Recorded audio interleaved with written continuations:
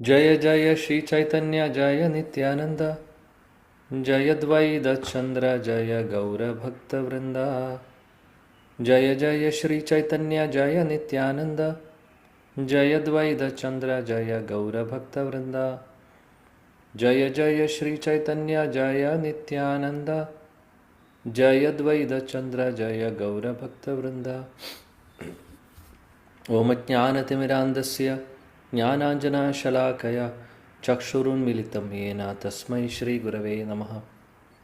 श्रीचैतन्यमनोभीष्टं स्थापितं येन भूतले स्वयं रूपा कदा मह्यं ददाति स्वपदान्तिकं। वन्देऽहं श्रीगुरो श्रीयुतपदकमलं श्रीगुरून् वैष्णवांश्च श्रीरूपं सागरजातं सहगणरघुनाथान्वितं तं सजीवं साद्वैतं सावधूतं परिजनसहितं कृष्णचैतन्यदेवं श्रीराधा कृष्णपादान् सहगणा ललिता श्रीविशाखान्वितांश्च। हे कृष्णा करुणा सिन्धो दीनबन्धो जगत्पते गोपेश गोपिकान्त राधाकान्त नमोऽस्तुते। तप्त काञ्चन गौराङ्गी राधे वृन्दावनेश्वरी वृषभानुसुते देवी प्रणमामि हरिप्रिये। वंशाकल्पतरुभ्यश्च कृपा सिन्धुभ्येव च पतितानां पावनेभ्यो वैष्णवेभ्यो नमो नमः। नमो विष्णुपादाय कृष्णपृष्ठाय भूतले श्रीमते भक्तिवेदान्तस्वामिनिति नामिने। नमस्ते सरस्वते देवे गौरवाणी प्रचारिणे निर्विशेषशून्यवादी पाश्चात्यदेशतारिणे। जय श्री कृष्ण चैतन्य प्रभु नित्यानंद श्री अद्वैत गदाधर श्रीवासादि गौर भक्तवृंदा। हरे कृष्णा कृष्ण कृष्ण हरे हरे, हरे राम राम राम हरे हरे। हरे कृष्णा कृष्ण कृष्ण हरे हरे, हरे राम राम राम हरे हरे। हरे कृष्णा कृष्ण कृष्ण हरे हरे, हरे राम राम राम हरे हरे। मुखं करोति वाचालं पंगुं लङ्घयते गिरिं यत्कृपातमहं वन्दे श्रीगुरुदीनतारिणं। परमानन्दमाधवं श्रीचैतन्यमीश्वरम्।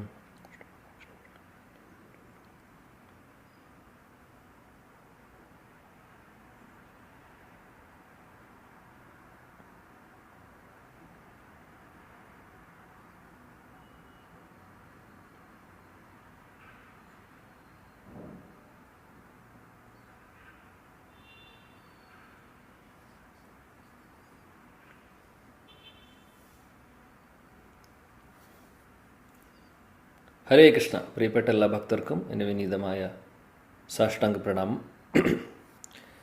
ശ്രീ ചൈതന്യ ചരിതാമൃതം ആദിലീല 5-ാമത്തെ അധ്യായമാണ് നമ്മൾ പഠിക്കുന്നത്.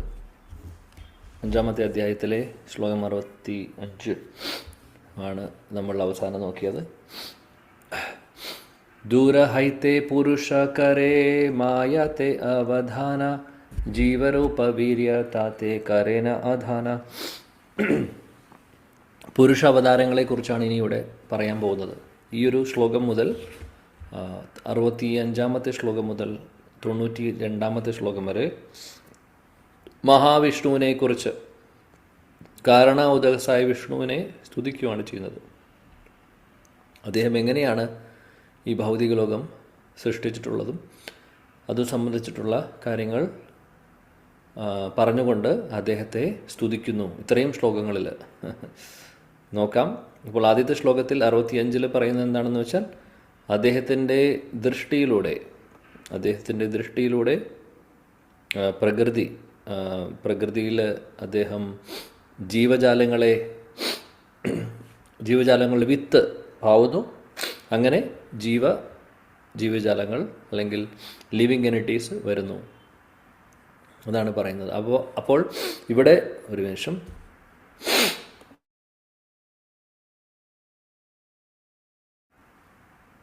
ഓക്കെ, ഇവിടെ പറയുന്ന കാര്യം എന്താണെന്ന് വെച്ചാൽ, ആ സീഡ് അല്ലെങ്കിൽ ആ വിത്ത് എവിടെ നിന്നാണ് വരുന്നത്? അഹം ബീജപ്രദാപിത. ഭഗവാൻ പറയുന്നു ഭഗവത്ഗീതയിൽ, ഞാനാണ് ബീജം കൊടുക്കുന്നത് എന്നുള്ളത്. അപ്പോൾ പ്രകൃതിയിലേക്ക് പ്രകൃതിയാണ് സ്ത്രീ ഇവിടെ പുരുഷൻ ഭഗവാൻ. അങ്ങനെ പുരുഷനായിട്ടുള്ള ഭഗവാൻ അദ്ദേഹം പ്രകൃതിയിൽ അദ്ദേഹം നോക്കുമ്പോൾ കണ്ണിലൂടെയാണ്, അല്ലെങ്കിൽ അദ്ദേഹത്തിൻ്റെ ദൃഷ്ടിയിലൂടെയാണ് ഇത് സംഭവിക്കുന്നത്. എന്നാൽ ഭഗവാൻ നേരിട്ടാണോ ചെയ്യുന്നത്? അല്ല. ഇതിൻ്റെ ഇടയിൽ ഒരു വ്യക്തിയുണ്ട്. ആരാണ് അദ്ദേഹം? ശംഭു മഹാദേവൻ. ശംഭു മഹാദേവനാണ് ഭഗവാന്റെ ആ ദൃഷ്ടിയെ കൊണ്ടുപോകുന്നത്, ക്യാരി ചെയ്ത് പ്രകൃതിയിലേക്ക് അദ്ദേഹം കൊടുക്കുന്നത്. അതുകൊണ്ടാണ് മായാദേവി അല്ലെങ്കിൽ പ്രകൃതി എന്ന് പറയുന്നത് ദുർഗാദേവി ഭഗവാൻ ശിവൻ്റെ ഭാര്യയാണ് അല്ലേ. അപ്പോൾ അവർ രണ്ടുപേരും ഭർത്താവും ഭാര്യയുമാണ്. എന്നാൽ ബീജം എവിടെ നിന്നാണ് വരുന്നത്? വിഷ്ണുവിൽ നിന്ന്, മഹാവിഷ്ണുവിൽ നിന്ന്. അത് നമ്മൾ ഓർക്കണം. ഓക്കെ, അടുത്ത ശ്ലോകം. ഏക അംഗാഭാസേ കരേ മായാ തേ മേലന മായാ ഹൈ തേ ജന്മ തബേ ബ്രഹ്മാണ്ടേര ഗണ. ഹരേ കൃഷ്ണ പ്രഭു. ഏക അംഗാഭാസേ കരേ മായാ തേ മിലന മായാ ഹൈ തേ ജന്മേ തബേ ബ്രഹ്മാണ്ടേര ഗണ. വിവർത്തനം ഭാവാർത്ഥം ബൈ ഹിസ് ഡിവൈൻ ഗ്രേസ് അഭി ചരണാരവിന്ദ ഭക്തി വേദാന്ത സ്വാമി ശ്രീല പ്രഭുപാദ് കി ജയ്. വിവർത്തനം. അവിടുത്തെ ശരീരത്തിൽ നിന്ന് പ്രതിഫലിക്കുന്ന രശ്മികൾ മായയുമായി സമ്മിശ്രപ്പെടുകയും അപ്രകാരം അവൾ അസംഖ്യം പ്രപഞ്ചങ്ങൾക്ക് ജന്മം നൽകുകയും ചെയ്യുന്നു. ഭാവാർത്ഥം. ബദ്ധാത്മാക്കളുടെ നേത്രങ്ങൾക്കു ദൃശ്യമായ വിശ്വാവിഷ്കാരം പരമസത്യത്തിന്റെ വിശിഷ്ട ശക്തികളുടെ പ്രവർത്തനത്താൽ അവിടുന്ന് തന്നെ സാധ്യമാക്കുന്നതാണെന്നാണ് വൈദിക നിർണയം. എന്നാൽ വിശ്വാവിഷ്കാരത്തിന് ഹേതു ഭൗതിക പ്രകൃതിയാണെന്നാണ് നാസ്തികരുടെ ചിന്താധാരയുടെ നിഗമനം. പരമസത്യത്തിന്റെ ശക്തി 3 രീതികളിൽ പ്രകടമാകുന്നു: ആധ്യാത്മികവും, ഭൗതികവും, തടസ്ഥവും. പരമമായ സത്യം അവിടുത്തെ ആധ്യാത്മിക ശക്തിയിൽ നിന്ന് അനന്യമാണ്. ആധ്യാത്മിക ശക്തിയുമായി ബന്ധപ്പെടുമ്പോൾ മാത്രമേ ഭൗതിക ശക്തിക്ക് പ്രവർത്തിക്കാൻ കഴിയുകയുള്ളൂ. അപ്പോൾ താൽക്കാലികമായ ഭൗതികാവിഷ്കാരങ്ങൾ അവിധത്തിൽ സക്രിയമായി കാണപ്പെടുന്നു. തടസ്ഥ ശക്തിയുടെ ജീവസത്തുക്കൾ ബദ്ധാവസ്ഥയിൽ ആധ്യാത്മിക ഭൗതിക ശക്തിയുടെ ഒരു സമ്മിശ്രമാണ്. തടസ്ഥ ശക്തി മൗലികമായി ആധ്യാത്മിക ശക്തിയുടെ നിയന്ത്രണത്തിലാണ്. പക്ഷേ സ്മരണാതീത കാലം മുതൽക്കേയുള്ള വിസ്മൃതി മൂലം ജീവസത്തുക്കൾ ഭൗതിക ശക്തിയുടെ പരിധിക്കുള്ളിൽ അലഞ്ഞു തിരിയുകയാണ്. ആധ്യാത്മിക തലത്തിലുള്ള തന്റെ വ്യക്തിഗത സ്വാതന്ത്ര്യത്തെ ദുരുപയോഗം ചെയ്യുന്നതാണ് ജീവാത്മാവിന്റെ ബദ്ധാവസ്ഥയ്ക്കു നിദാനം. കാരണം ഇത് ജീവസത്തയെ ആധ്യാത്മിക ശക്തിയുമായുള്ള ബന്ധത്തിൽ നിന്ന് വേർപെടുത്തുന്നു. പക്ഷേ ജീവസത്ത ഭഗവാന്റെയോ അവിടുത്തെ പരിശുദ്ധ ഭക്തന്റെയോ കാരുണ്യത്താൽ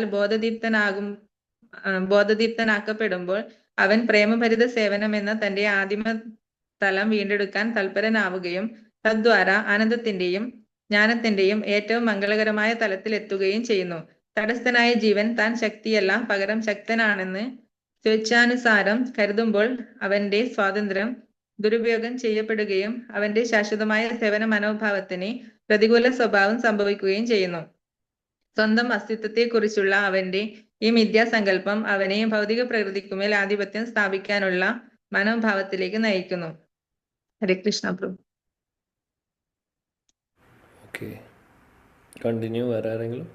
ഹരേ കൃഷ്ണ. ഭൗതിക പ്രകൃതി ആധ്യാത്മിക ശക്തിക്ക് നേർ വിപരീതമെന്ന് തോന്നാം. എന്നാൽ ഭൗതിക ശക്തിക്ക് ആധ്യാത്മിക ശക്തിയോട് ബന്ധപ്പെട്ട് മാത്രമേ പ്രവർത്തിക്കാൻ കഴിയൂ എന്നതാണ് വാസ്തവം. മൗലികമായി കൃഷ്ണന്റെ ശക്തി ആധ്യാത്മികമാണ്, പക്ഷേ അത് വിവിധ രീതികളിൽ പ്രവർത്തിക്കുന്നു. വൈദ്യുത ശക്തിക്ക് അതിന്റെ വ്യത്യസ്ത ആവിഷ്കാരങ്ങളിലൂടെ ശീതീകരിക്കാനും തപിപ്പിക്കാനും കഴിയുന്നത് പോലെ ഭൗതിക ശക്തി മായയുടെ മേഘത്താൽ ആവരണം ചെയ്യപ്പെട്ട ആധ്യാത്മിക ശക്തി തന്നെയാണ്. അതിനാൽ ഭൗതിക ശക്തി അതിന്റെ പ്രവർത്തനത്തിൽ സ്വയം പര്യാപ്തമല്ല. കൃഷ്ണൻ അവിടുത്തെ ആധ്യാത്മിക ശക്തി ഭൗതിക ശക്തിയിൽ നിക്ഷേപിക്കുന്നു. അപ്പോൾ അതിന് പ്രവർത്തിക്കാൻ കഴിയുന്നു. ഇരുമ്പിന് അഗ്നിയാൽ തപിപ്പിക്കപ്പെടുമ്പോൾ അഗ്നിക്ക് സമാനമായി പ്രവർത്തിക്കാൻ സാധിക്കുന്നത് പോലെ ആധ്യാത്മിക ശക്തിയാൽ ശാക്തീകരിക്കപ്പെടുമ്പോൾ മാത്രമേ ഭൗതിക ശക്തിക്ക് പ്രവർത്തിക്കാൻ കഴിയുകയുള്ളൂ. പരമപ്രഭുവിന്റെ ആധ്യാത്മിക ശക്തികളിലൊന്നായ ജീവസത്ത ഭൗതിക ശക്തിയുടെ മേഘത്താൽ മറയ്ക്കപ്പെടുമ്പോൾ ആധ്യാത്മിക ശക്തിയുടെ പ്രവർത്തനങ്ങൾ വിസ്മരിക്കുകയും ഭൗതിക സൃഷ്ടിയിൽ സംഭവിക്കുന്നതെല്ലാം അത്ഭുതകരമായി കണക്കാക്കുകയും ചെയ്യുന്നു. പക്ഷേ പൂർണ്ണമായ കൃഷ്ണാവബോധത്തിൽ ഭക്തിയുത സേവനത്തിൽ വ്യാപൃതനാവുകയും അതുമൂലം നേരത്തെ തന്നെ ആധ്യാത്മിക ശക്തിയാൽ സ്ഥിതി ചെയ്യുകയും ചെയ്യുന്ന ഒരു വ്യക്തി ഭൗതിക ശക്തിക്ക് പ്രവർത്തന സ്വാതന്ത്ര്യമില്ലെന്ന വസ്തുത മനസ്സിലാക്കുന്നു. എല്ലാം പ്രവർത്തനങ്ങൾ നടന്നാലും അവയെല്ലാം ആധ്യാത്മിക ശക്തിയുടെ സഹായത്താലാണ്. ആധ്യാത്മിക ശക്തിയുടെ തന്നെ ഒരു വികൃത രൂപമായ ഭൗതിക ശക്തി സർവ്വതിനെയും വികൃതമായി അവതരിപ്പിക്കുന്നു. ഇത് മിഥ്യാസങ്കല്പത്തിനും ദ്വന്ദ്വഭാവ കാരണമാകുന്നു. ഭൗതിക പ്രകൃതിയുടെ വശീകരണത്താൽ ബദ്ധരായ ഭൗതിക ശാസ്ത്രജ്ഞരും ദാർശനികരും ഭൗതിക ശക്തി തന്നെത്താൻ പ്രവർത്തിക്കുകയാണെന്ന് കരുതുകയും അതുമൂലം ആട്ടിൻ കഴുത്തിൽ മുലക്കണ്ണുകൾ പോലെ ഞാണുകിടക്കുന്ന ത്വക്കിൽ നിന്ന് പാൽ നേടാൻ ശ്രമിക്കുന്ന വിഭ്രാന്തനായ വ്യക്തിയെ പോലെ ഭക്താശരാവുകയും ചെയ്യുന്നു. ഈ ത്വക്കിൻ കൂട്ടത്തിൽ നിന്ന് പാൽ ലഭിക്കാൻ യാതൊരു സാധ്യതയും ഇല്ലാത്തതുപോലെ ഭൗതിക ശക്തിയാൽ ഉൽപ്പാദിപ്പിക്കപ്പെടുന്ന സിദ്ധാന്തങ്ങൾ മുന്നോട്ട് വെച്ച് സൃഷ്ടിയുടെ മൂലകാരണം മനസ്സിലാക്കാൻ ഒരുവനും ഒരു വിജയ സാധ്യതയുമില്ല. അത്തരത്തിലുള്ള ഉദ്യമം കേവലം അജ്ഞതയുടെ പ്രദർശനം അത്രേ. ഹരേ കൃഷ്ണ. ആരെങ്കിലും വായിച്ചോട്ടെ പ്രഭു? വായിക്കുന്നുണ്ടോ? ഹരേ കൃഷ്ണ. ഹരേ കൃഷ്ണ. നമോ ഭഗവതേ വാസുദേവായ. വായിച്ചോട്ടെ പ്രഭു? ഹരേ യെസ്, കൃഷ്ണ. വായിക്കൂ. പരമദിവ്യോത്തമ പുരുഷനായ ഭഗവാന്റെ ഭൗതിക ശക്തിയെ മായ എന്ന് വിളിക്കുന്നു. എന്തുകൊണ്ടെന്നാൽ രണ്ട് കാര്യങ്ങളിലൂടെ ഭൗതിക സൃഷ്ടി ദ്രവ്യങ്ങൾ ലഭ്യമാകുന്നതിലൂടെയും ഭൗതിക സൃഷ്ടിക്ക് കാരണമാകുന്നതിലൂടെയും. അത് ബദ്ധാത്മാവിനെ സൃഷ്ടിയുടെ യഥാർത്ഥ സത്യം അറിയാൻ കഴിയില്ലാത്തവരാക്കുന്നു. എന്നാൽ ഒരു ജീവസത്ത തന്റെ ജഡമായ ബദ്ധജീവിതത്തിൽ നിന്ന് മുക്തനാകപ്പെടുമ്പോൾ അവന് പ്രകൃതിയുടെ ആവരണാത്മകവും വിഭ്രാത്മകവുമായ രണ്ട് വ്യത്യസ്ത പ്രവൃത്തികളെ തിരിച്ചറിയുവാൻ കഴിയും. സൃഷ്ടിയുടെ ഉദ്ഭവം പരമദിവ്യോത്തമ പുരുഷനായ ഭഗവാനാണ്.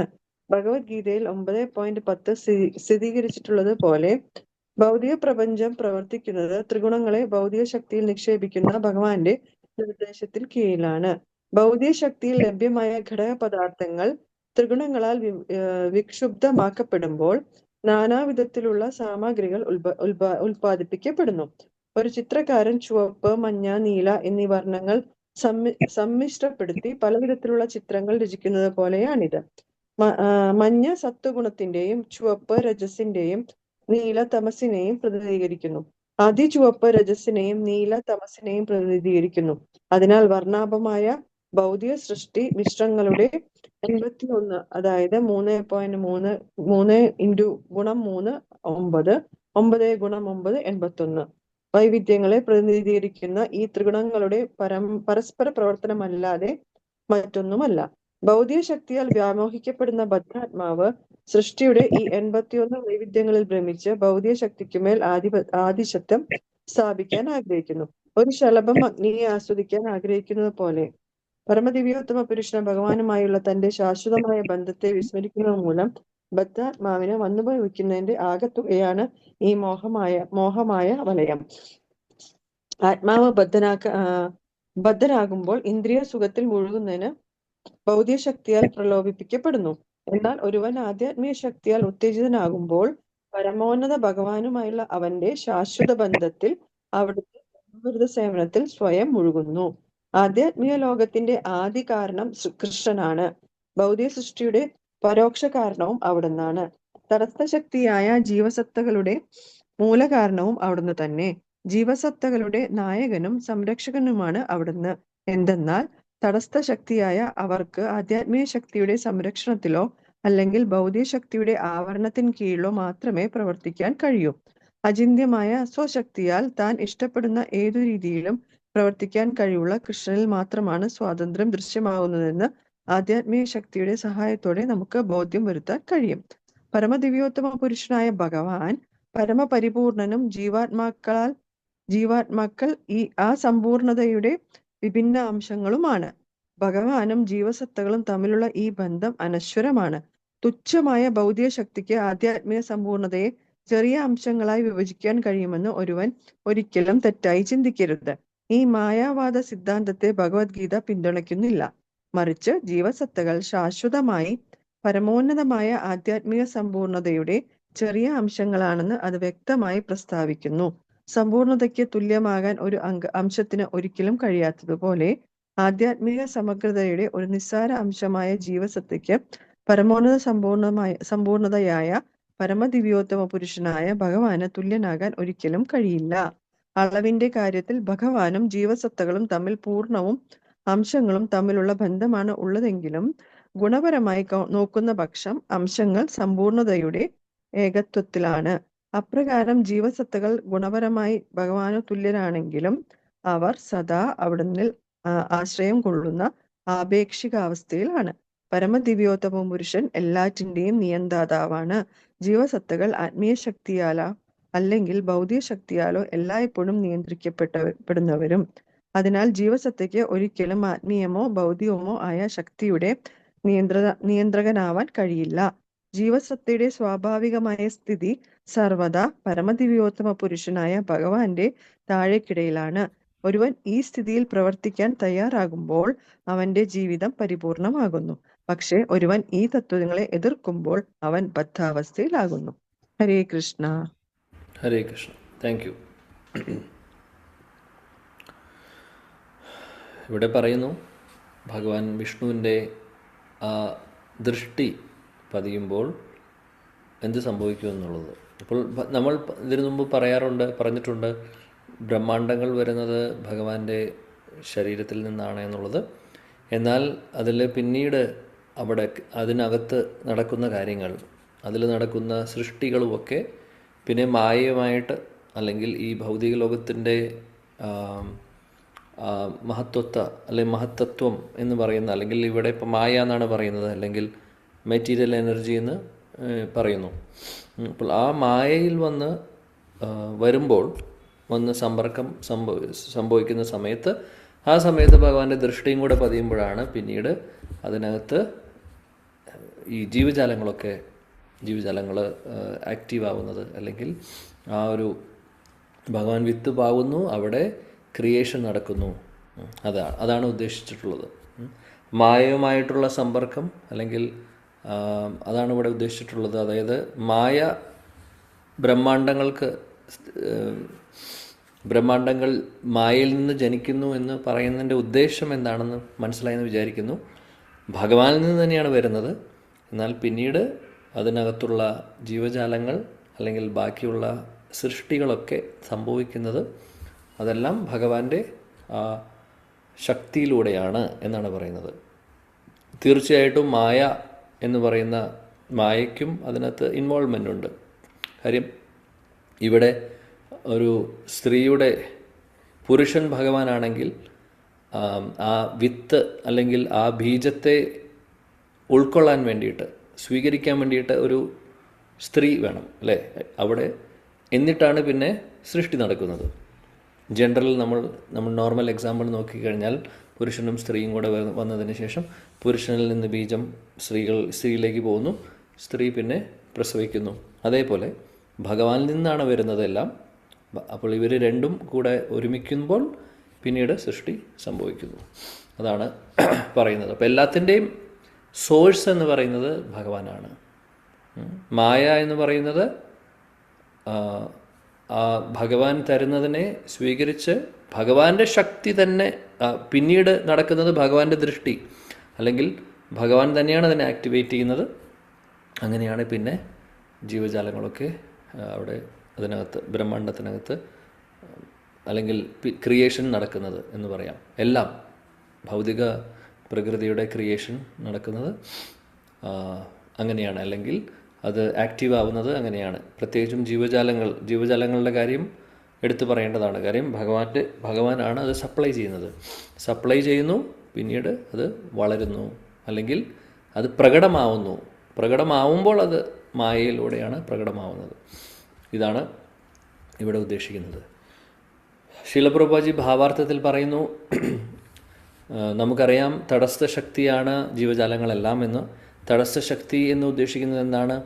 തടസ്ഥ ശക്തി എന്ന് പറഞ്ഞു കഴിഞ്ഞാൽ നമ്മൾ എല്ലാവരും ഭഗവാന്റെ അംശം തന്നെയാണ്. മമൈവാംശോ ജീവലോകെ ജീവഭൂത സനാതന, ഭഗവാന്റെ അംശം തന്നെയാണ്. എന്നാൽ ഈ തടസ്ഥ ശക്തി ആയതുകൊണ്ട് ചില സമയങ്ങളിൽ നമ്മൾ ഭഗവാന്റെ ആന്തരിക ശക്തിയിലും ചില സമയത്ത് ഭഗവാന്റെ ബഹിരാംഗ ശക്തിയിലും നമ്മൾ സമ്പർക്കം വരുന്നു. അപ്പോൾ ഭഗവാന്റെ ബഹിരാംഗ ശക്തി ആയിട്ടുള്ള മായാശക്തിയിൽ നമ്മൾ സമ്പർക്കം വരുമ്പോഴാണ് ആക്ച്വലി നമ്മൾ ഭൗതിക ലോകത്തിൽ വരുന്നത്. അതാണ് പറയുന്നത്, നമ്മൾ ഭഗവാനിൽ നിന്ന് മുഖം തിരിക്കുമ്പോഴാണ് നമ്മളിവിടെ ആയി പോകുന്നത്. എന്നാൽ ഇതേ തടസ്സശക്തി തന്നെ, അല്ലെങ്കിൽ ഇതേ അല്ലെങ്കിൽ ജീവാത്മാവിന് തന്നെ ഭഗവാന്റെ ആന്തരിക ശക്തിയെ ശരണം പ്രാപിക്കുകയാണെങ്കിൽ നമ്മൾ ആധ്യാത്മിക ലോകത്തിൽ നമുക്ക് പോകാൻ സാധിക്കുന്നു. അതാണ് പറയുന്നത്. അപ്പോൾ ഈ ഒരു തടസ്ഥ എന്ന് പറഞ്ഞു കഴിഞ്ഞാൽ ഇങ്ങോട്ടും പോവാം അങ്ങോട്ടും പോവാം, രണ്ടും സാധിക്കും. അതുകൊണ്ടാണ് ആ ഒരു തടസ്ഥ എന്ന് വിളിക്കുന്നത് തന്നെ ശാസ്ത്രങ്ങളിൽ. ഓക്കെ, പിന്നെ പറയുന്നു ശില പ്രഭുപാദി കുറേ കാര്യങ്ങൾ പറയുന്നു. നമ്മൾ പലതവണ പല സന്ദർഭങ്ങളിലായിട്ട് ഡിസ്കസ് ചെയ്തിട്ടുള്ള കാര്യമാണ് ഇതൊക്കെ. ജീവാത്മാവ് ഈ പ്രകൃതിയും തമ്മിലുള്ള ബന്ധവും, അതേപോലെ തന്നെ നമ്മളെങ്ങനെ നമുക്കിവിടെ നിന്ന് രക്ഷപ്പെടാൻ സാധിക്കും എന്നുള്ളതൊക്കെ. അതായത് നമ്മുടെ സ്വാതന്ത്ര്യം നമ്മൾ ദുർവിനിയോഗം ചെയ്യുന്നു, എന്നിട്ട് ഇന്ദ്രിയ സുഖഭോഗങ്ങളുടെ പുറകിൽ നമ്മൾ ഓടുന്നു. അങ്ങനെ നമ്മളിവിടെ ശാശ്വത കാലത്തേക്ക് നമ്മൾ ഈ ഭൗതിക ലോകത്തിൽ പെട്ടുപോകുന്നു, അല്ലേ? ഇതെല്ലാം നമ്മൾ ഓൾറെഡി പലതവണ ചർച്ച ചെയ്തിട്ടുണ്ട്. എന്നാൽ നമ്മൾ ഓരോരുത്തരും ആധ്യാത്മിക ശക്തികളാണ്. കാര്യം ഭഗവാന്റെ അംശമാണെന്ന് പറഞ്ഞു കഴിഞ്ഞാൽ സച്ചിദാനന്ദമാണ് നമ്മൾ ഓരോരുത്തരും. നമ്മുടെ ആത്മാവെന്ന് പറയുന്നത്, അല്ലെങ്കിൽ നമ്മൾ എന്ന് പറയുന്നത് ആക്ച്വലി സച്ചിദാനന്ദമാണ്. പുറമേ കാണുന്ന ശരീരം ഭൗതികമാണെങ്കിലും. അപ്പോൾ അതിനെ എപ്പോഴും നമ്മൾ ആക്ടിവേറ്റ് ചെയ്ത്, അതായത് ഭഗവാന്റെ ആന്തരിക ശക്തിയുമായിട്ട് ചേർത്ത് നിർത്താനാണ് നോക്കേണ്ടത്. സംഭവം നമ്മളിവിടെയായിപ്പോയി. നമ്മൾ ഇപ്പോൾ ഭൗതിക ശരീരവും നമുക്കുണ്ട്. എന്നാൽ ഈ ഒരു അവസരം നമ്മൾ മനസ്സിലാക്കിക്കൊണ്ട്, ഈ ഒരു മഹാ സൗഭാഗ്യം മനസ്സിലാക്കിക്കൊണ്ട്, മനുഷ്യ ശരീരം നമുക്ക് കിട്ടിയിട്ടുണ്ട്. ഈ ഒരു ഭൗതികമായിട്ടുള്ള ശരീരമാണെങ്കിലും ഈ ഒരു ഓപ്പർച്യൂണിറ്റി നമ്മൾ കളയാതെ നോക്കിക്കഴിഞ്ഞാൽ, ഭഗവാന്റെ ആന്തരിക ശക്തിയുമായിട്ട് ചേർന്ന് നിൽക്കാൻ വേണ്ടി നമ്മൾ ശ്രമിക്കുകയാണെങ്കിൽ പതിയെ നമ്മൾ ഈ ഒരു ശരീരം വിടുന്നതോടുകൂടി തിരിച്ച് ഭഗവാന്റെ ആന്തരിക ശക്തിയിലേക്ക് പ്രവേശിക്കാൻ സാധിക്കുന്നു. അതിനു മാത്രം ശക്തിയാണ് ഭക്തിയുത സേവനങ്ങൾക്കുള്ളത്. ഭക്തിയുത സേവനങ്ങളാണ് നമ്മൾ ഭൗതിക ശരീരത്തിൽ ഇരിക്കുന്ന സമയത്തും നമ്മളെ ആധ്യാത്മികതയിൽ അല്ലെങ്കിൽ ഭഗവാനിലേക്ക് നമ്മളെ ചേർത്ത് വയ്ക്കുന്നത് ആക്ച്വലി. അപ്പോൾ അത് വിടാതെ പിടിച്ച് നിൽക്കുമ്പോഴാണ് പിന്നെ നമ്മൾ ശരീരം വിടുന്നതോടുകൂടി അങ്ങോട്ട് തന്നെ നമ്മൾ പോകും. ഇല്ലെങ്കിൽ എന്ത് സംഭവിക്കുന്നു? ഇല്ലെങ്കിൽ പുറകോട്ട് വരുന്നു. ശിലപ്രഭാജി വേറൊരു കാര്യം കൂടെ ഇവിടെ നമ്മൾ ഓർമ്മിപ്പിക്കുന്നു. മായ എന്ന് പറയുന്നത് ഭഗവാന്റെ തന്നെ ശക്തിയാണ്. ഭഗവാന്റെ ബഹിരാംഗ ശക്തിയാണ് മായ. അതുകൊണ്ട് ഒരിക്കലും നമ്മൾ ചെറുതായി കാണരുത്. കാര്യം അതുകൊണ്ടാണ് പറയുന്നത്, എളുപ്പമല്ല. അർജുനൻ പറയുന്നുണ്ട് ഭഗവത്ഗീതയിൽ, ദേവി ഏഷ ഗുണമയി മമ മായ ദുരത്യ മാം ഏവയി പ്രപത്യന്തെ മായാം ഏതാം തരന്തിതേ. ഭഗവാനെ ശരണം പ്രാപിച്ചവർക്ക് മാത്രമേ ഈ ഭൗതിക ലോകത്തിൻ്റെ പിടിയിൽ നിന്ന്, അല്ലെങ്കിൽ ഈ ബഹിരാംഗ ശക്തിയുടെ പിടിയിൽ നിന്ന് രക്ഷപ്പെടാൻ സാധിക്കുകയുള്ളൂ. അത്രമാത്രം ശക്തിയുണ്ട്. അതുകൊണ്ട് ഒരിക്കലും മായയെ വേറെയായിട്ട് കാണരുത്. കാര്യം മായ എന്ന് പറയുന്ന മായാശക്തി അല്ലെങ്കിൽ ഭൗതിക ശക്തി എന്ന് പറയുന്നത് ഭഗവാന്റെ തന്നെയാണ്. മാത്രമല്ല ഭഗവാന്റെ ശക്തി നിക്ഷേപിക്കുന്നത് കൊണ്ടാണ് മായയ്ക്ക് ശക്തിയുള്ളത്. അല്ലെങ്കിൽ മായ ഈ പറയുന്ന ക്രിയേഷനും മറ്റുള്ള കാര്യങ്ങളൊക്കെ ചെയ്യുന്നത്. ഇല്ലെങ്കിൽ നടക്കില്ല. അപ്പോൾ അതിൻ്റെ അർത്ഥം നമ്മൾ പലപ്പോഴും മായാവാദികൾക്കുള്ള അല്ലെങ്കിൽ മറ്റുള്ള പല തത്വചിന്തകരും ചിന്തിക്കുന്നത് പോലെ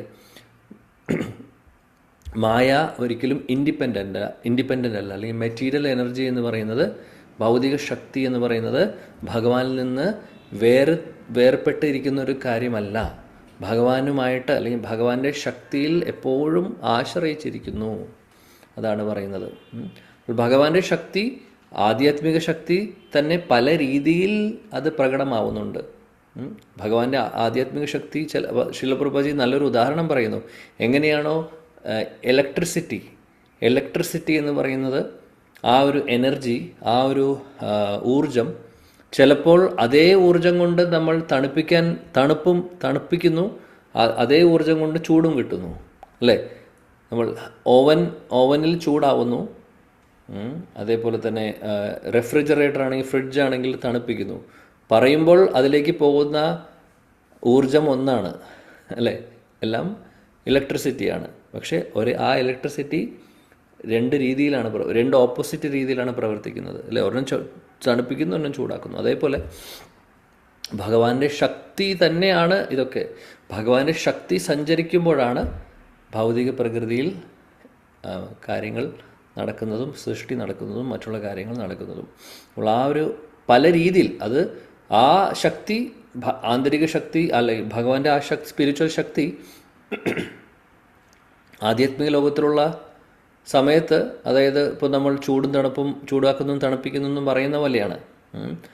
ആ ലോകത്ത് ആധ്യാത്മിക ലോകത്തിൽ അത് തണുപ്പിക്കുന്ന പോലെയാണെങ്കിൽ ഇവിടെ അത് ചൂടാവുന്നത് പോലെയാണ്. പക്ഷെ ശക്തി ഭഗവാന്റെ തന്നെയാണ്, അതാണ് പറയുന്നത്. അപ്പോൾ അതുകൊണ്ട് ഒരിക്കലും നമുക്ക് മായാശക്തിയെ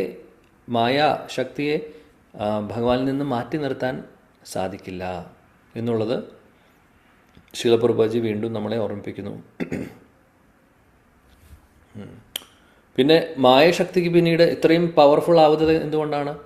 അത് ശീല പ്രഭുപാദി പറയുന്നത് കാര്യം ഭഗവാന്റെ ശക്തി ഉള്ളതുകൊണ്ട്. എങ്ങനെയാണോ ഒരു ഇരുമ്പിനെ ചൂടാക്കി കഴിഞ്ഞ് കഴിഞ്ഞാൽ ആ ഇരുമ്പ് പിന്നീട് തീയിൻ്റെ പ്രോപ്പർട്ടി കിട്ടുന്നു അതിന്, അല്ലേ? അതേപോലെയാണ് ഭഗവാന്റെ ശക്തി കൊണ്ടാണ്, ശക്തി ഉപയോഗിച്ചാണ്, അല്ലെങ്കിൽ അതിൻ്റെ ബേസിലാണ് മായയ്ക്ക് ശക്തി കിട്ടുന്നത്. അല്ലെങ്കിൽ ഇൻഡിപെൻഡൻ്റ് ആയിട്ടുള്ള ഒരു എക്സിസ്റ്റൻസ് അതിനില്ല എന്ന് നമ്മൾ മനസ്സിലാക്കണം. അപ്പോൾ ഭഗവാന്റെ ശക്തി ഇല്ലാതെ എവിടെയും, അതുകൊണ്ടാണ് പറയുന്നത് ദേവിഹി യേശ ഗുണമയി, എൻ്റെ ശക്തിയുണ്ട് അല്ലെങ്കിൽ എൻ്റെ ശക്തിയാണ് എന്ന് പറയുന്നത് ഭഗവാൻ എടുത്തു പറയുന്നു ഭഗവത്ഗീതയിലും മറ്റുള്ള സ്ഥലങ്ങളിലുമൊക്കെ. ഓക്കെ, പിന്നീട് വേറെ എന്താണ് പറയുന്നത്? ഒരുപാട് കാര്യങ്ങൾ പറഞ്ഞിട്ടുണ്ട് ഭഗവത്ഗീതയിലെ 9:10 ഏതാണ് ശ്ലോകം? ആർക്കറിയാം? അഹം സർവസ്യ പ്രഭോ അല്ല, മയാധ്യക്ഷേണ പ്രകൃതി സൂയതേ സചരാചരം ഹേതുനാനേന കൗന്ദേയ ജഗത് വിപരിവർത്തതേ. അതായത് മറ്റത് 10:8 ആണ് അല്ലേ? അഹം സർവസ്യ പ്രഭോ. 10:8 ഓക്കെ, തെറ്റിയതാണ്. ഭഗവാന്റെ അല്ലെങ്കിൽ ഈ ഭൗതിക ലോകത്തിലെ ശക്തി, മെറ്റീരിയൽ ശക്തി, മയാധ്യക്ഷേണ പ്രകൃതി, ഈ പ്രകൃതി നടക്കുന്നത്, വർക്ക് ചെയ്യുന്നത് എൻ്റെ അധ്യക്ഷതയിലാണ്, എൻ്റെ സൂപ്പർവിഷനിലാണ് എന്ന് പറയുന്നു. സൂയത്തെ സ ചരാചരം, സർവചരാചരങ്ങളിലും അനങ്ങുന്നതും അനങ്ങാത്തതും എല്ലാം തന്നെ എല്ലാം എൻ്റെ ശക്തിയിലാണ് നടക്കുന്നത് എന്ന് ഭഗവാൻ 9:10 പറഞ്ഞിട്ടുണ്ട്. പിന്നീട് പറയുന്നു 3 ഗുണങ്ങളെക്കുറിച്ച്, ത്രിഗുണങ്ങളെക്കുറിച്ച്, സത്വ രജസ് തമ 3 ഗുണങ്ങൾ, തമസ്. ഈ 3 ഗുണങ്ങളുടെയും പല കോമ്പിനേഷൻ, അതിന് നല്ലൊരു ഉദാഹരണം ഇവിടെ പറയുന്നു. പ്രൈമറി കളേഴ്സ് ആയിട്ടുള്ള ചുവപ്പും മഞ്ഞയും നീലയും, അല്ലേ? ഇതിനെ പ്രൈമറി കളേഴ്സ് എന്ന് നമ്മൾ പറയും, അല്ലേ? ഇതിൻ്റെ പല കോമ്പിനേഷനിലൂടെ ഒരുപാട് കളേഴ്സ് ഉണ്ടാവും, അല്ലേ? അപ്പോൾ അതിനൊരു ഉദാഹരണമായിട്ടാണ് ഇവിടെ പറയുന്നത്. ഇതേപോലെ ഈ 3 ഗുണങ്ങളുടെ പല കോമ്പിനേഷൻസിൽ പല രീതിയിൽ അത് കമ്പൈൻ ആകുമ്പോൾ ഇവിടെ 81 തരം എന്ന് പറഞ്ഞു. 3 ഗുണങ്ങൾ ഇൻറ്ററാക്ട് ചെയ്യുമ്പോൾ അത് 3ആയിട്ട്, അതായത് 81 വെറൈറ്റീസ് വരെ അതിന് ഉണ്ടാക്കാൻ സാധിക്കും. അത് ജസ്റ്റ് ഒരു നമ്മൾ പ്രൈമറി കളർ ഉപയോഗിച്ച് സെക്കൻഡറി കളേഴ്സ് ഉണ്ടാക്കുന്നത് പോലെ മൾട്ടിപ്പിൾ ഒരുപാട് കളേഴ്സിനെ നമുക്ക് ഉണ്ടാക്കാൻ സാധിക്കില്ല. നമ്മൾ കാണുന്ന പല ടൈപ്പ് ഓഫ് കളേഴ്സ് ഒക്കെ അതിൻ്റെ ബേസ് എന്ന് പറഞ്ഞു കഴിഞ്ഞാൽ പ്രൈമറി കളേഴ്സാണ്, അല്ലേ? അതിൽ നിന്നാണ് പിന്നെ സെക്കൻഡറി കളേഴ്സ് ഉണ്ടാവുന്നത്. അതേപോലെ ഈ ഭൗതിക ലോകത്തിലെ പല മാനിഫെസ്റ്റേഷൻസും പലതും പ്രകടമാവുന്നതും പല വെറൈറ്റീസും വരുന്നത് ഇങ്ങനെയാണ്. അതായത് ഈ ത്രിഗുണങ്ങളുടെ കോമ്പിനേഷൻ. ഈവൻ അതുകൊണ്ടാണ് നമ്മൾ പറയാറുണ്ട് എപ്പോഴും നമ്മുടെ ഓരോരുത്തരുടെയും സ്വഭാവം തന്നെ വ്യത്യാസമുണ്ട്, അല്ലെങ്കിൽ നമ്മുടെ ഓരോരുത്തരുടെയും രൂപം എല്ലാം വ്യത്യാസമുണ്ട്, അല്ലേ? എവറിത്തിങ് ഈസ് എല്ലാം വെറൈറ്റീസാണ്. കാര്യം ഈ ഗുണങ്ങളുടെ അടിസ്ഥാനത്തിലാണ് ഈ പറയുന്ന പല കോമ്പിനേഷൻസ് നടന്നുകൊണ്ട് അതിൽ നിന്ന് പിന്നെ സൃഷ്ടി നടക്കുന്നതും അല്ലെങ്കിൽ അതനുസരിച്ച് കാര്യങ്ങൾ നടക്കുന്നതും. ഇത് വളരെ കോംപ്ലിക്കേറ്റഡ് ആയിട്ടുള്ളൊരു വിഷയമാണ്. ചിന്തിക്കുമ്പോൾ നമ്മൾ വിചാരിക്കും ഇതെങ്ങനെ ആണ് സംഭവിക്കുന്നത്. ഒന്ന് ആലോചിച്ച് നോക്കണം. ഈ ഗുണങ്ങളുടെ ആ ഒരു കോമ്പിനേഷൻ അനുസരിച്ചിട്ട് പ്രോപ്പറായിട്ടുള്ളൊരു ശരീരം കൊടുക്കണം. ആ വ്യക്തിയുടെ കർമ്മങ്ങൾ എല്ലാം നോക്കി അതെല്ലാം കാൽക്കുലേറ്റ് ചെയ്ത് വേണം പിന്നീട് ഒരു ശരീരം കൊടുക്കാനും സ്വഭാവം കൊടുക്കാനും രൂപം കൊടുക്കാനും ഒക്കെ എന്ത് കോംപ്ലിക്കേറ്റഡ് ആയിട്ടുള്ള പ്രോസസ്സാണെന്ന് നോക്കൂ. ഇതൊക്കെ പിന്നീട് ബ്രഹ്മാവും പ്രകൃതിയും ഒക്കെ കൂടി ചെയ്യുന്നതാണ്. ഭഗവാന്റെ സൂപ്പർവിഷനിലാണ് ഇതൊക്കെ നടക്കുന്നത്. എന്നാൽ നമ്മൾ വിചാരിക്കുന്ന പോലെ വളരെ ഈസി ആയിട്ട് എന്തുകൊണ്ട് ചില ആളുകൾ വെളുത്തിരിക്കുന്നു, എന്തുകൊണ്ട് ചില ആളുകൾ കറുത്തിരിക്കുന്നു, എന്തുകൊണ്ട് ചിലവർ അമേരിക്കയിൽ ജനിക്കുന്നു, എന്തുകൊണ്ട് ചിലവർ കേരളത്തിൽ ജനിക്കുന്നു, എന്തുകൊണ്ട് അവരുടെ സ്വഭാവം ഇങ്ങനെ, എന്തുകൊണ്ട് ഇങ്ങനെ, അങ്ങനെ ഇങ്ങനെ അല്ലേ, എല്ലാം നമ്മളെ സംബന്ധിച്ചൊരു അത്ഭുതമാണ്. ശരിക്കും അത്ഭുതം തന്നെയാണ്, സംശയവുമില്ല. കാര്യം നമ്മുടെ ചെറിയ ബുദ്ധി ഉപയോഗിച്ച് മനസ്സിലാക്കാൻ പറ്റുന്ന കാര്യങ്ങളേ അല്ല അതൊന്നും. എന്നാൽ ഒരു കാര്യം നമ്മൾ ഉറപ്പിച്ച് വിശ്വസിക്കുക, ഇതെല്ലാം ഭഗവാന്റെ ശക്തിയാണ്, ഭഗവാന്റെ മഹാകാരുണ്യം കൊണ്ട് ഇതെല്ലാം നടക്കുന്നത്. അപ്പോൾ ഭഗവാൻ ഇല്ലെങ്കിൽ പ്രകൃതിയുമില്ല, ഒന്നുമില്ല, നമ്മളുമില്ല, ആരുമില്ല. അപ്പോൾ ഭഗവാന്റെ ശക്തി എല്ലായിടത്തും ഉണ്ട്. അതുകൊണ്ട് ശിലപ്രഭുജി എടുത്തു പറയുന്നു, അതായത് ആധ്യാത്മിക ലോകമാവട്ടെ ഭൗതിക ലോകമാവട്ടെ, ഇതിൻ്റെ എല്ലാത്തിൻ്റെയും കാരണം ഭഗവാനാണ്. കാരണമാണ് ഭഗവാൻ കൃഷ്ണൻ. അത് നമ്മൾ ഓർക്കുക. പിന്നീട് ശിലപ്രഭുജി ഈ തടസ്സ ശക്തിയിലുള്ള ജീവാത്മാക്കൾക്ക് എങ്ങനെ ഭഗവാന്റെ അടുത്തേക്ക് പോവാം എന്നുള്ളതിനെക്കുറിച്ച് പറയുന്നു. അതായത് നമ്മൾ ഭഗവാനാണ് എല്ലാത്തിൻ്റെയും കൺട്രോളർ എന്ന് മനസ്സിലാക്കിക്കൊണ്ട് അദ്ദേഹമാണ് എല്ലാവരെയും പരിപാലിക്കുന്നത്. അദ്ദേഹത്തിൻ്റെ സൂപ്പർവിഷനിലാണ് എല്ലാം നടക്കുന്നത്. നമുക്ക് ആർക്കും തനിയെ ഒരു ഇൻഡിപെൻഡൻ്റ് ആയിട്ടുള്ളൊരു അവസ്ഥയില്ല. അതുകൊണ്ട് നമ്മൾ ഭഗവാനെ ആശ്രയിക്കുക, ഭഗവാനെ ശരണം പ്രാപിക്കുക എന്നുള്ളത് എടുത്ത് നമ്മളെ ഓർമ്മിപ്പിക്കുന്നു. അപ്പോൾ നമ്മൾ ഇവിടെ ഈ ഒരു ഭൗതിക ലോകത്തിൽ എൻജോയ് ചെയ്യാൻ വേണ്ടി നോക്കുകയാണെങ്കിൽ ഇവിടെ തന്നെ ഇനിയുള്ള കാലവും നമ്മൾ ഇവിടെ തന്നെ ഇരിക്കേണ്ടി വരും. ഇവിടെ തന്നെയാണ് ഇരിക്കുന്നത് കാലകാലങ്ങളായിട്ട്, ഇനിയും ഇവിടെ തന്നെ ഇരിക്കേണ്ടി വരും. അതാണ് നമ്മൾ മനസ്സിലാക്കേണ്ടത്. അതേപോലെ തന്നെ ഒരു കാരണവശാലും നമ്മൾ ഉദ്ദേശിക്കുന്ന പോലെ ആർക്കും ലോകത്ത് ഒരു കൺട്രോളറും ആവാൻ സാധിക്കില്ല. പലവരും ചിന്തിക്കുന്ന പോലെ ചിലവർ പറയുന്നു, ഞാൻ വിചാരിച്ചാൽ എന്തും നടക്കും. ഒന്നും നടക്കാൻ പോകുന്നില്ല ഇവിടെ.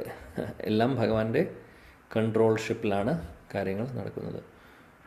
അപ്പോൾ എപ്പോഴും നമ്മൾ ഭഗവാന്റെ സബോർഡിനേറ്റ് ആവാൻ നോക്കിക്കഴിഞ്ഞാൽ ഭഗവാന്റെ അംശമാണ്, ഭഗവാനുമായിട്ട് മാറി നിന്നിട്ടുള്ള ഒരു എക്സിസ്റ്റൻസ് എനിക്കില്ല, എല്ലാത്തിനും ഇതെല്ലാം ഞാൻ മാത്രമല്ല, കാണുന്നതെല്ലാം ഭഗവാനെ ആശ്രയിക്കുന്നു. അങ്ങനെ മനസ്സിലാക്കിക്കൊണ്ട് നമ്മൾ ഭഗവാന്റെ ആ ഒരു അധീനതയിൽ അദ്ദേഹത്തിനെ ശരണം പ്രാപിക്കുകയാണെങ്കിൽ അങ്ങനെയുള്ളവർ അവരുടെ ജീവിതം രക്ഷപ്പെട്ടും എന്നാണ് പറയുന്നത്. അല്ലാതെ ഇതിനെതിരെ നമ്മൾ നിൽക്കുകയാണെങ്കിൽ, നമ്മൾ തന്നെ സ്വന്തമായിട്ട് ഇവിടുത്തെ രാജാവാണെന്ന് വിചാരിച്ച് നടക്കുകയാണെങ്കിൽ തോറ്റുപോവുകയുള്ളൂ. ഇത്രയും കാലം നമ്മൾ തോറ്റിട്ടുണ്ട്, ഇനിയും തോൽക്കാൻ പോവുകയാണ്. അപ്പോൾ അതുകൊണ്ട് ആ ഒരു കാര്യം മനസ്സിലാക്കുക. ഭഗവാന്റെ പൊസിഷൻ, നമ്മുടെ അവസ്ഥ, നമ്മളും ഭഗവാനും നമ്മളുടെ റിലേഷൻ, ഇതെല്ലാം മനസ്സിലാക്കിക്കൊണ്ട് വേണ്ട രീതിയിൽ ശാസ്ത്രങ്ങളിൽ പറയുന്നത് പോലെ ഇതെല്ലാം വിശ്വസിക്കുക. അതാണ് വിശ്വസിച്ചില്ലെങ്കിൽ വർക്കാവില്ല കാര്യങ്ങൾ, അല്ലേ? അപ്പോൾ ഒരു വിശ്വാസം, നമുക്ക് ബേസിക് ആയിട്ടുള്ള വിശ്വാസം വേണം. ഇതെല്ലാം ഉൾക്കൊണ്ടാലേ, ഇതെല്ലാം എൻ്റെ തലയിൽ കയറിയാൽ മനസ്സിലാക്കിയിട്ടേ ഞാനിത് വിശ്വസിക്കുള്ളൂ എന്ന് പറഞ്ഞു കഴിഞ്ഞാൽ നമുക്ക് ചിലപ്പോൾ സമയം കിട്ടില്ല. കാര്യം അതിനുള്ള പ്രാപ്തിയില്ല നമുക്ക്. അതാണ് പറയുന്നത് അചിന്ത്യ ഭേദാഭേദ തത്വം എന്നാണ് മഹാപ്രഭു പറഞ്ഞിട്ടുള്ളത്.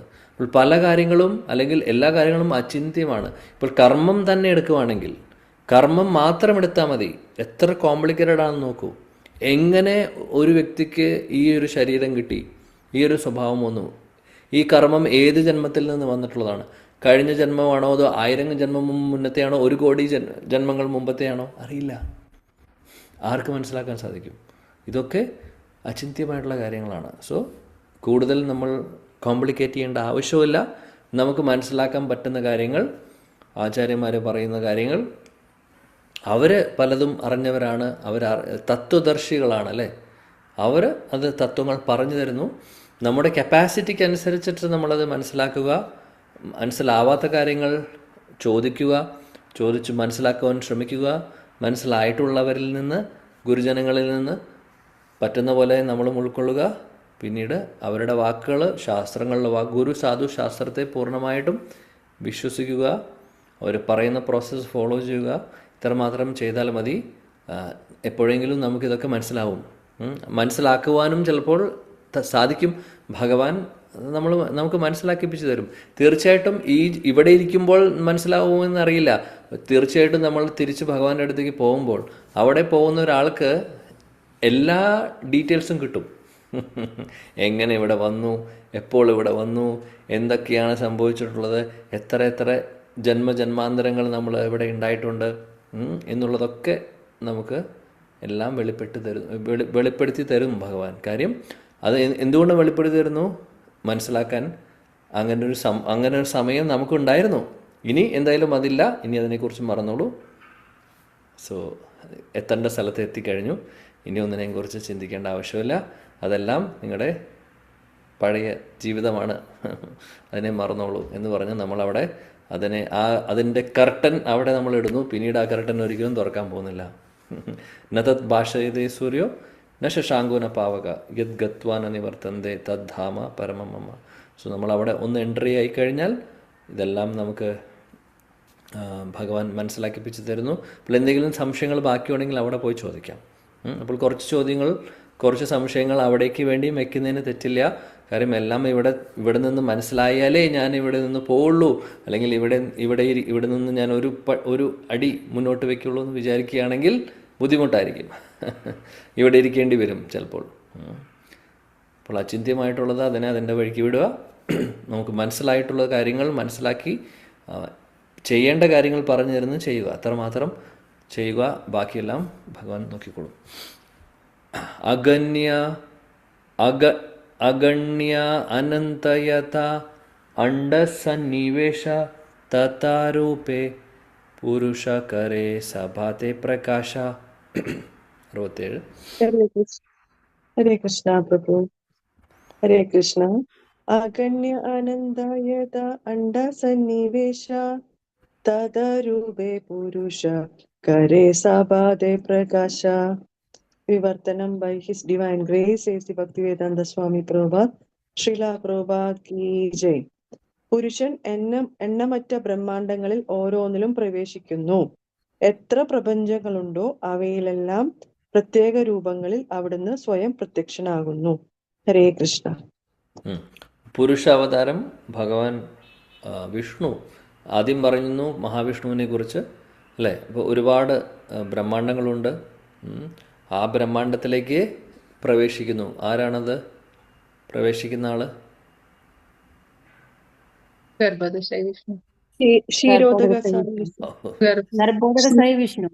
കാരണോദകസായി വിഷ്ണു അല്ല ആദ്യം വരുന്നത്. അതിനുശേഷം എൻട്രി ചെയ്യുന്നത് ഗർഭോദകസായി വിഷ്ണു അല്ലേ? പരമാത്മാവായിട്ട് വരുന്ന ക്ഷീരോദകസായി വിഷ്ണു. Yes correct. ഇപ്പോൾ ഗർഭോദകസായി വിഷ്ണുവിനെ കുറിച്ചാണ് ഇവിടെ പറയുന്നത്. അതായത് ഓരോ ബ്രഹ്മാണ്ടത്തിലേക്കും അദ്ദേഹം പ്രവേശിക്കുന്നു. അപ്പോൾ ബ്രഹ്മാണ്ടത്തിൻ്റെ പരമാത്മാവായിട്ട് നമുക്ക് പറയാം ഗർഭോദകസായി വിഷ്ണു. മുഴുവൻ പ്രപഞ്ചത്തിൻ്റെ പരമാത്മാവായിട്ട് കാരണോദകസായി വിഷ്ണു ആയിട്ട് പറയാം. പിന്നെ അതേപോലെ ഓരോ കണത്തിലുമുള്ള പരമാത്മാവ് ക്ഷീരോദകസായി വിഷ്ണു. അതാണ് നമുക്കിവിടെ ഓർക്കാം. ഓക്കെ, 68ാമത്തെ ശ്ലോകം. പുരുഷ നാസാതേയബേ ബാഹിരായ ശ്വാസ നിശ്വാസ സഹിതേ ഹയ ബ്രഹ്മാണ്ഡ പ്രകാശ. ഹരേ കൃഷ്ണ. പുരുഷനാസാദേയബേ ബഹിരായ ശ്വാസ നിശ്വാസ സഹിതേഹയ ബ്രഹ്മാണ്ഡ പ്രകാശം. ശ്രീല പ്രഭുപാദ് കി ജയ്. വിവർത്തനം. ആ പുരുഷൻ ഉച്ഛസിക്കുമ്പോൾ ബഹിർഗമിക്കുന്ന ഓരോ ശ്വാസത്തോടൊപ്പം പ്രപഞ്ചങ്ങൾ ആവിഷ്കൃതമാകുന്നു. ഹരേ കൃഷ്ണ. ശ്രീല പ്രഭുപാദ് കി ജയ്. ഇവിടെ പറയുന്നു കാരണോദകസായി വിഷ്ണു അദ്ദേഹത്തിൻ്റെ ശ്വാസത്തിലൂടെ, നമ്മൾ പറഞ്ഞിട്ടുണ്ട് ഇത് പലതവണ, അദ്ദേഹം ശ്വാസം പുറത്തു വിടുമ്പോൾ ബ്രഹ്മാണ്ടങ്ങൾ അതിൽ നിന്ന് വരുന്നു.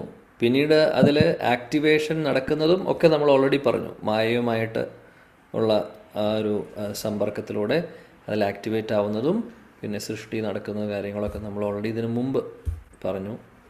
ഓക്കെ, ഇവിടെ പറയുന്നത് ഭഗവാന്റെ ശരീരത്തിൽ നിന്ന് വരുന്ന ബ്രഹ്മാണ്ടങ്ങളെക്കുറിച്ച്. പുനരാപി ശ്വാസയബേ പ്രവേശേ അന്തരേ ശ്വാസസഹ ബ്രഹ്മാണ്ട പൈഷേ പുരുഷ ശരീരെ. ഹരേ കൃഷ്ണ പ്രഭു. പുനരഭി ശ്വാസയഭേ പ്രവേശേ അന്തരേ ശ്വാസസഹ ബ്രഹ്മാണ്ട പൈശേ പുരുഷ ശരീരെ. വിവർത്തനം ഭാവാർത്ഥം ബൈ ഹിസ് ഡിവൈൻ ഗ്രേസ് അഭയ ചരണാരവിന്ദ ഭക്തി വേദാന്ത സ്വാമി ശ്രീല പ്രഭുപാദ് കി ജയ്. അനന്തരം അവിടുന്ന് ശ്വാസം ഉൾവലിക്കുമ്പോൾ എല്ലാ ലോകങ്ങളും വീണ്ടും അവിടുത്തെ തിരുമേനിക്കുള്ളിൽ പ്രവേശിക്കുന്നു.